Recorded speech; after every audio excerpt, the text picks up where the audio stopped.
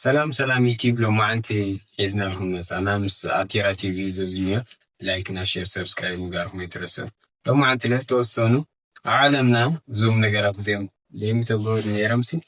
أيوة ناس بزح لو تتذكر نيري التعالو على تاريخ سهتة تقول نقرأت يومنا إنسان أصلا أنا زعويت فاتلت في عالمنا لبهال زحادة هتلر بعثر شعن تزير شعرته عملت نيرات مالتي ኣብ ትምህርቲ ኸይዱ ናስእሊ ትምህርቲ ኣይትኸይዲ ተባሂሉ ካብ ትምህርቲ ምስ ተባረረ እዩ ናብና ጦርነት ሜዳ ኣትዩ ኣብ ጦርነት ወታደር ኮይኑ ድሕሪ ወታደር እዩ እና 60 ሚሊዮን ህዝቢ ዘጥፍአ እና መጀመርታ ስእሊ እንትን ትትኾኑ ነይሩ ናብኡ ትተቐበሎ ነይሮም ምናልባት 60 ሚሊዮን ክድሕኑ ይኽእሉ ነይሮም ኢና ንሓስብና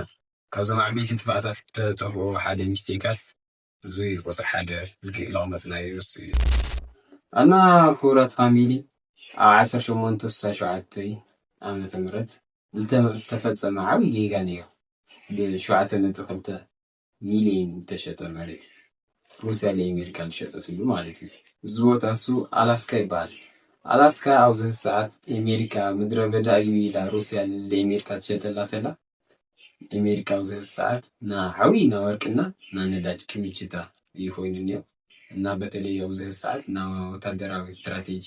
ቦታ ተቐምጦሉ ኣላስካ ኢና ኣብ ዓለምና ዝዓብዪ እንታይ ነይሩ ኢሌት ትቑረፅ ኢላ ትጠዓሰሉ ቦታ ሩስያስ ኣላስካ እዩ እዚ ሳንሳይ ዳውመድና የለለ ክቡራት ፋሚልና ብ1912 ዓመተ ምህረት ተፈፀመ እዩ ዝተፈፀመሉ ኣብ ታይታኒክ መርከብ እዩ ኣብሊ መነፀር ንብሎ ወይ ድማ ካብ ርሑቕ ዘርኢ መነፀር እኒኦ መብዛሕትኡ ግዜ እንትናት ንጥቀመሉ ኣብ ውትድርና ገለ ካብ ርሑቕ ንምርኣይ ዝጥቀመሉ ነገር እዩ ኣጋጣሚ እዚ ሃሙል ዝሰርሕ እሱ ብስሕተት ምክንያት ተቐይሩ ይወረድ እሞ ኣብዛ መርከብ ዝሰሃሙ ዓይነት ኣጉሊ መነፀር ንብሎ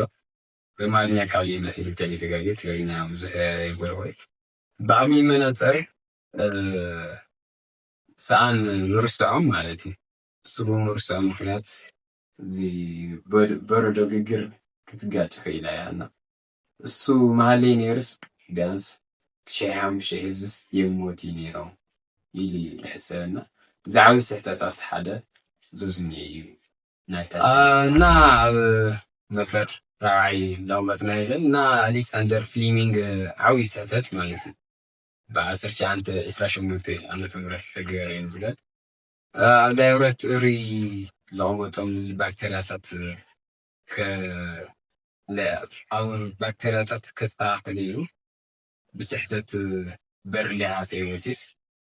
ኣብ ተገኘ ነገር ስለሆነ ነገር ብቅል ኣውኪሉና ዝበቅል እሱ እዩ ሕዚ እንጥቀመሉ ዘለና እንኳዕ ተፀሓሕተ ደብለና ነገር ማለት እዩ ፔንሲሊን መድሓኒት ተማሂዙ ኣብዚ ሰዓት ብዙሕ ሚሊዮናት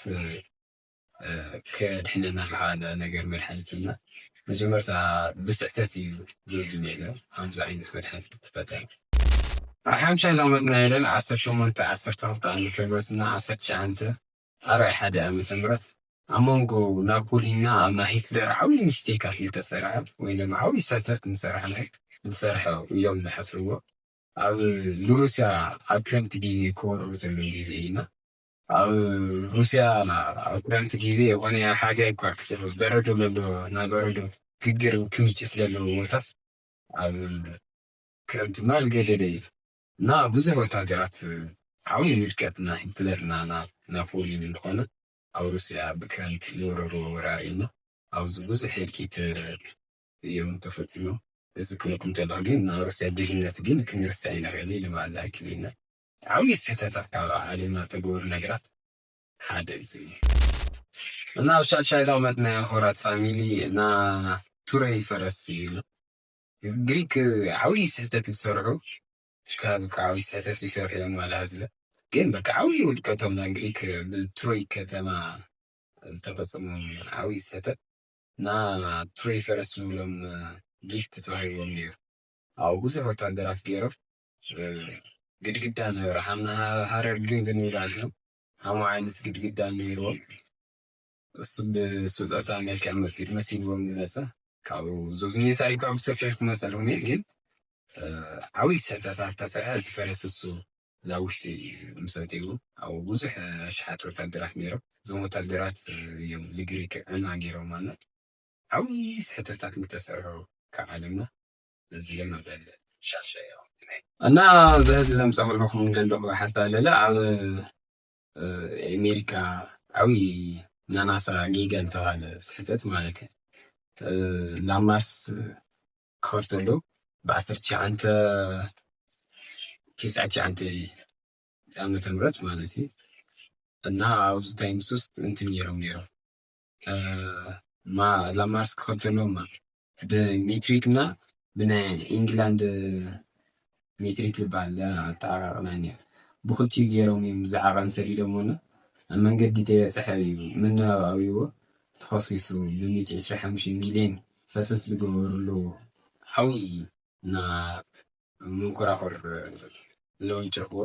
ዓብይ ስሕተታት ዝሰርሕሉ ግዜ እዩና እዚ ዝኒአ ቦታ ኣለ ኣብ ዓለምና ብታሪክ ዓብይ ስሕተት ተባሂሉ ካብቶም ተበለ ላቕመጥና እዩ እዚኣ ደለ ኣብ ቻይና እንትገይረ ነገር ኢና ብ1958 ደጋጠመ ክስተት እዩ ስፓሮ ኔላ ናዒፍ ዝርያ ዘለዋ በማርኛ ድንቢት እያ ትበሃል ብትግርኛ እኳ ብዙሕ የለላ ግን ዞሮ ዞሮ ናዒፍ ዝርያ እያ እዛ ናዒፍ ዝርያ እዚኣስ እኽልና ላወደትና እያ ኢሎም ሲ ንምጥፋእ ዘመቻ ተኸሊኻ ንምጥፋእ ቻይና ሙሉእ ይዋፈሩ እሞ እዛ ዒፍ ምስ ጠፍአት ግን ቻይና ሙሉእ ደከ ካልኣይ ምግባል ርስ ኣንበጣ እዩ ነይሩና ኣንበጣ ወረራ ኣትዮም ብኣሰንክን እዛ ዓብይ ስሕተት እንተገበረ ኣብ ቻይና እዩ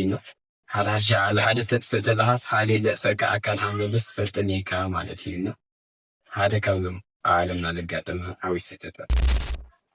እና ኣብዚ ዘዋግዐኩም ዘለኹም ለለ እዚ ዓመተ ምህረት ይገልፅ ኣለኹ ብና ጎርጎሮሳውያን ወይ ድማ ብና ፈረንጂ ኣቆፃፅራ ምዃኑ ክትርድኡ የብል ካብኡ ምንጭ መረጃታትና ካብ ኢንሳይክሎፒድያ ብሪቴን ማለት እዩ ካብኡ ለምፀናየ ኢና ሎማዓንቲ ለዘጋጀናዮ እዚ ይመስል ነይሩ ሽካብ ቀፃሊ ንጋነ ሎማዓንቲ ስፖንሰር ዝገበረና ብላክ ስታር ፋሽን እዩ እና ብኣቴራ ቲቪ ኢልኩም ተኸይልኩም ዓብይ ዲስካውንት ነይርኩም እዩ ሽካብ ቀፃሊ ንጋነ ላይክ እና ሼር ሰብስክራይብ ምግባርኩም ኣይትረስዑ ሽካብ ቀፃሊ ንጋነ ስሰናይ ንዓኹም